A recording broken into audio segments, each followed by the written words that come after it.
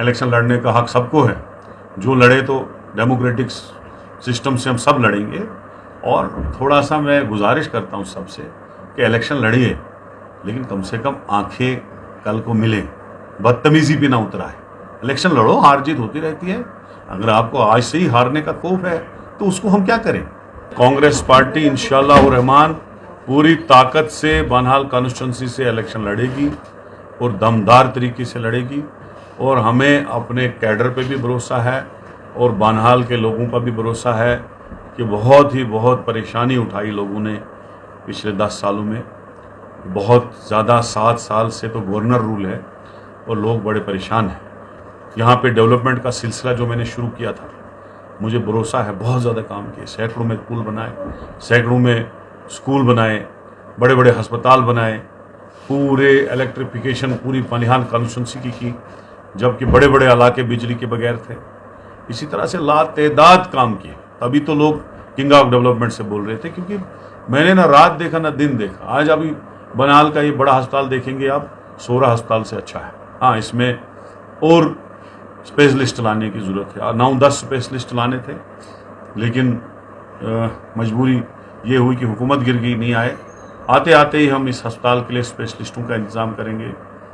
रामसू में higher secondary की ज़रूरत है, उसको हम पूरन जल्द अज जल्द लाने की कोशिश करेंगे। सुमड़ में है, गूल एरिया की काफ़ी डिमांडें हैं, वहाँ पे बहुत बड़ा अस्पताल बनाने की ज़रूरत है, जैसे बानहाल में बनाने की ज़रूरत है। इसी तरह से सड़कों की वहाँ हालत ख़राब है, जो बनी है वो भी ख़राब है।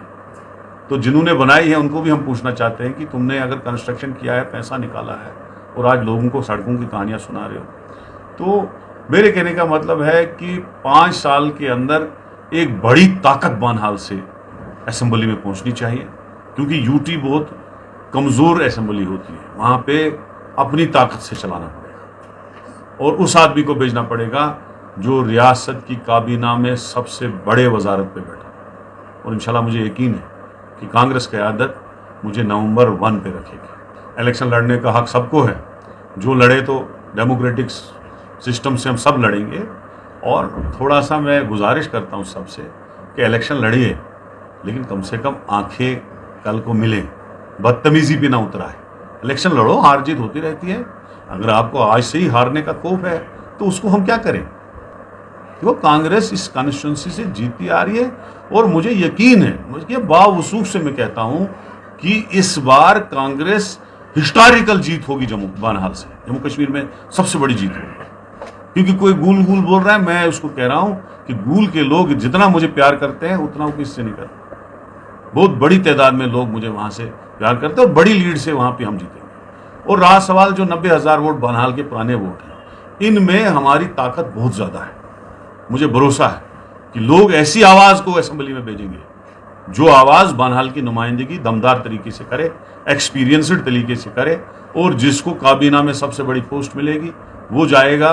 और इंशाल्लाह मुझे यकीन है कि जैसे हमने गरीबों की, बेवाओं की, यतीमों की, आम लोगों की खिदमत की है, 24/7 उनके लिए अवेलेबल रहे हैं, उससे ज़्यादा हम इस टर्म में अवेलेबल रहेंगे। क्योंकि 10 साल के बाद लोगों को वोट डालने का हक मिल रहा है और उस वोट का सही इस्तेमाल, मेरी गुजारिश है लोगों से कि वो उस वोट का सही इस्तेमाल करें, ज़्यादा से ज़्यादा तादाद में वोट डाल के हमें जिताएं। और इंशाल्लाह ऐसा वक्त आएगा ये 5 साल का कि बानहाल का सपासनामा, गूल का सपासनामा, पुगल, नील और खड़ी का सपासनामा, रामसू का सपासनामा, सुमड़ और जितने भी इलाके इसमें हैं उनका सपासनामा हम ख़त्म कर देंगे। जो ओरिजिनल डिमांडें हैं उनकी वो हम ख़त्म करेंगे। बेरोज़गारी के लिए लड़ेंगे, गरीबी को ख़त्म करने के लिए लड़ेंगे, महंगाई को ख़त्म करने के लिए लड़ेंगे, स्टेट को वापस लाने के दर्जे के लिए पूरी ताकत से लड़ेंगे।